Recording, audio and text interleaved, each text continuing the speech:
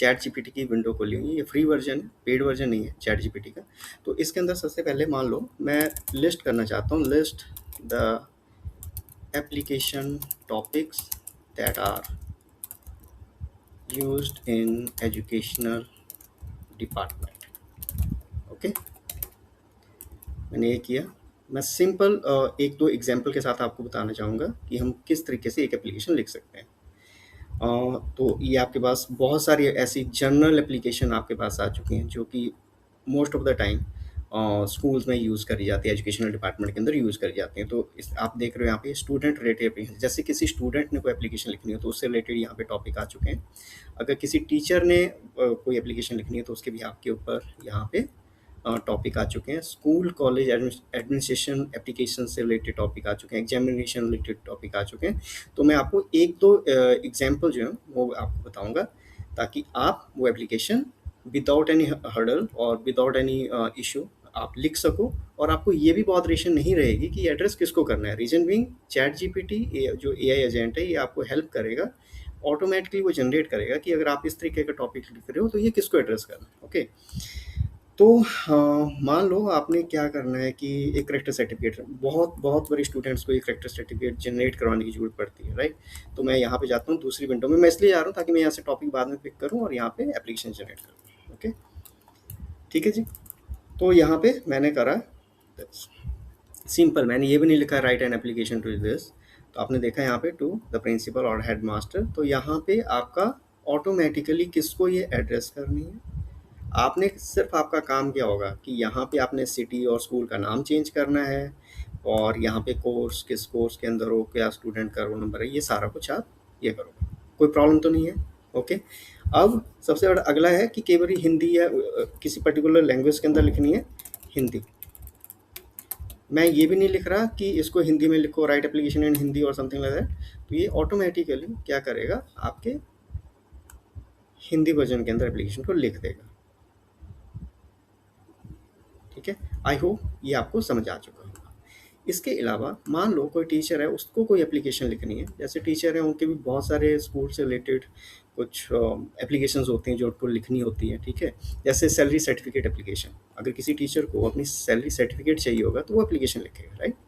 तो मैं एक अनदर विंडो ओपन कर रहा हूँ और उसके अंदर मैं लिख रहा हूँ कि write application I am a teacher. यहाँ पे मेरे को कॉन्टेक्स्ट सेट करना पड़ेगा, I am a teacher, because इस वाले कॉन्टेक्स्ट के अंदर इसको नहीं पता है मैं क्या लिखना चाहता हूँ, किस कॉन्टेक्स्ट में बात कर रहा हूँ। तो अगर पता भी होगा तो फिर भी मैं पहले से कॉन्टेक्स्ट सेट कर रहा हूँ कि आई एम ए टीचर और मेरे को एक सैलरी सर्टिफिकेट एप्लीकेशन लिखनी है, राइट।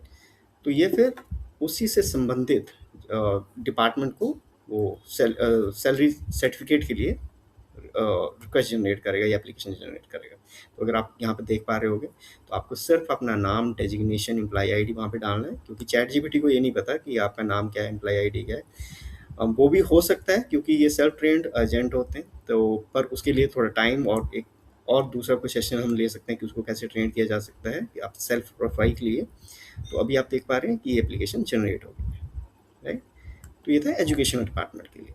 अब मान लो मेरे को क्या करना है कि किसी दूसरे डिपार्टमेंट के लिए कोई एप्लीकेशन लिखनी है या तो हम उसको कैसे बनाएंगे, right. List the applications topic for RTO office, roadways transport officer के रिलेटेड जो एप्लीकेशंस होती हैं उससे रिलेटेड मान लो आपने एप्लीकेशन लिखनी है, राइट।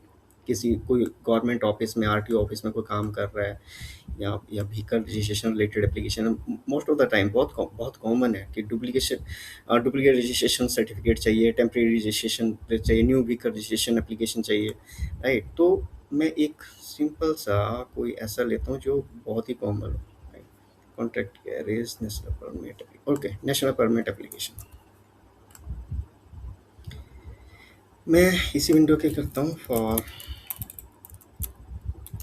आरटीओ ऑफिस,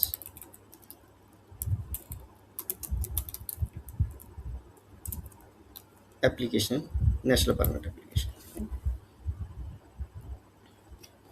तो यहाँ पे आप देख पा रहे हो बहुत ईज़ी है, बहुत ईज़ी मीन्स आपको कुछ नहीं करना, सिर्फ़ और सिर्फ़ अपनी जो पर्सनल प्रोफ़ाइल डिटेल है या जो डिटेल जब मैं कह रहा हूँ प्रोफ़ाइल डिटेल तो दैट मीन्स जो भी आस्क्ड इन्फॉर्मेशन है, जो भी यहाँ पे स्केल ब्रैकेट्स के अंदर दिया है, उसको आपने रिप्लेस करना है और ये आपकी एप्लीकेशन तैयार हो जाएगी, राइट? तो आप क्या कर सकते हो, इसको वर्ड डॉक्यूमेंट के अंदर कॉपी कर लो या नोटपैड में कॉपी कर लो। वर्ड डॉक्यूमेंट ज़्यादा है क्योंकि वो एज़ इज़ फॉर्मेटिंग उठा लेगा और आप वहाँ पे सिर्फ़ आपने यहाँ पे जो स्क्वायर ब्रैकेट्स में दिया है उसके एक्चुअल इन्फॉर्मेशन के साथ रिप्लेस करना है और आप इसको प्रिंट आउट लेके एप्लीकेशन सबमिट करवा सकते हो। तो अगर मैं इसको लिखूँ पंजाबी, अब पंजाबी मेरे को ज़्यादा आती नहीं है तो मुझे नहीं पता कि ये सही जनरेट करेगा, पर फॉर श्योर ये मोस्ट ऑफ द टाइम मैंने बाकी लैंग्वेजेस के अंदर चेंज किया है तो बहुत अच्छे से उसका विवरण देता है, उसको उसी लैंग्वेज के अंदर चेंज कर देता है, राइट? तो आप देखिए पंजाबी के अंदर इसने जनरेट करवा दिए, राइट? तो आपने देखा हिंदी, इंग्लिश और पंजाबी। और इसी तरीके से कोई और भी लैंग्वेज के अंदर अगर आप एप्लीकेशन लिखना चाहते हो, जनरेट करवाना चाहते हो तो आप लिख सकते हो। इतना ईज़ी हो चुका है एआई के साथ, ओके? आई होप कि मेरी इस वीडियो से आपको समझ आ गया होगा कि आप किस तरीके से एक एप्लीकेशन को लिख सकते हो डिफरेंट डिपार्टमेंट्स के लिए। तो आई होप कि ये वीडियो आपके लिए हेल्पफुल होएगा। Thank you. देख पा रहे हैं ये क्रोम ब्राउज़र मैंने खोला हुआ है, इसके अंदर 3